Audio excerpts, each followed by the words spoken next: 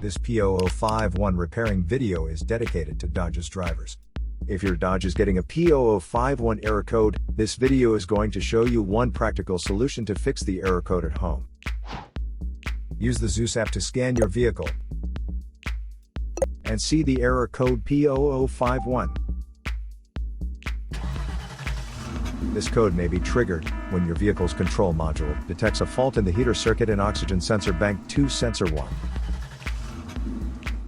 Here are one of the most practical solutions to fix Dodge's P0051 error code. Method A, the oxygen sensor. This oxygen sensor is located right before the catalytic converter. Bank 2 is on the side with the cylinder number 2. Sensor number 1 is usually the one in the exhaust manifold. Visually check the oxygen sensor's electrical connections, wire harness, and metal tabs for any damages. If damages are found, then replace the oxygen sensor.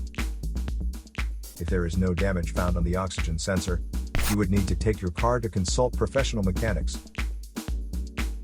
So here are one of the most practical solutions to fix Dodge's P0051 error code.